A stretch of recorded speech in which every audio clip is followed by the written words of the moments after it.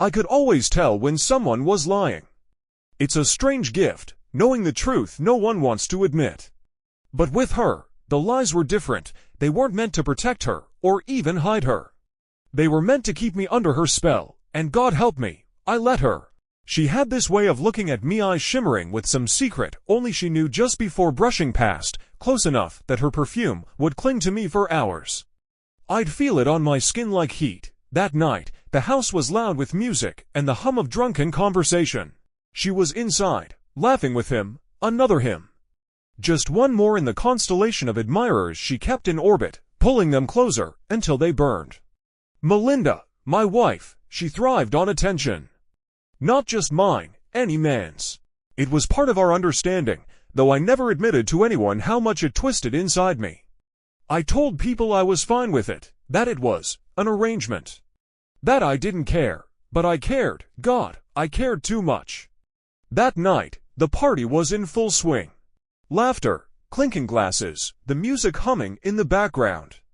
I was on the patio, nursing a drink, when I saw her again, not just with him, on him. Her hand on his chest, leaning in to whisper something I would never hear, but could imagine all too well. I told myself to look away. I told myself I'd seen it before. But my fingers tightened around the glass until it almost shattered. Then she caught my eyes and smiled. That smile wasn't for love, it was a dare.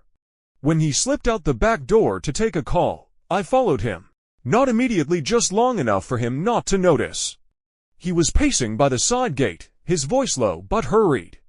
I caught words, her name, a promise, something about leaving soon. That's when I knew. Later, as the party began to thin, I found her in the kitchen, swirling the last of her wine. She didn't flinch when I asked where he'd gone. She just smiled, that soft, sharp smile. Why, you miss him already, she teased. My answer was a smirk that didn't reach my eyes. She was playing a game. I was about to change the rules. The next morning, the news spread like smoke, fast and choking. He was gone. No one knew how. Drowned, they said. In the shallow end of the pool, my pool, people whispered. I listened, and she didn't even blink. Later, I found myself in the kitchen with him, her new friend. We talked about music, work, the weather. Normal things, but I watched his hands. They shook slightly when I mentioned the river, how deep it ran this time of year. And when I said, casually, it's amazing how quickly someone can disappear under the surface, he didn't know whether to laugh or leave. We didn't talk about it, we just went on as if nothing had happened. Dinner parties, walks in town, her little flirtations with strangers. And me, smiling at the right moments, the perfect picture of a devoted husband. But under it all, I could feel something shifting. Like we were standing on a frozen lake, hearing the first cracks echo underfoot.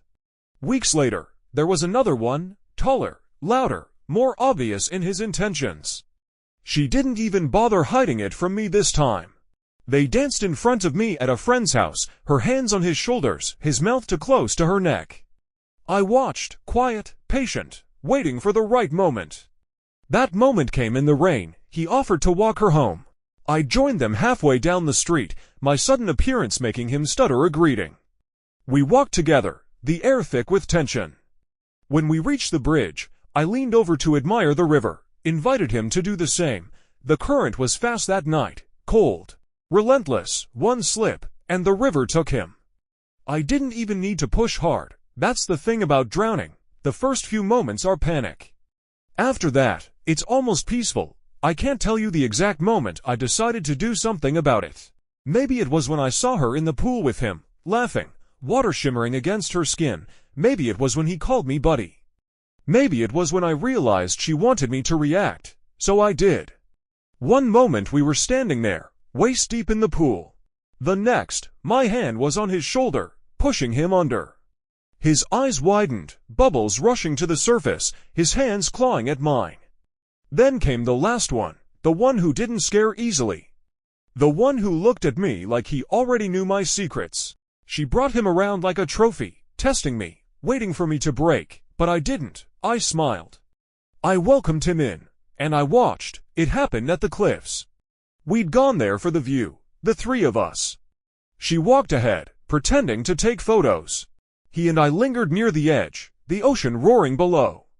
He said something, some thinly veiled threat about knowing things that could ruin me. I stepped closer, my voice low. Then you'd better be careful. The wind was strong enough to cover the sound when he slipped. We drove home in silence. She stared out the window the whole way. That night, she poured me a drink and set it in front of me. Our eyes met. No words, no accusations, just understanding. People think love is about trust. They're wrong. Love is about who you're willing to destroy for it. And in that moment, looking at her across the table, I knew we were going to destroy a lot more than just each other.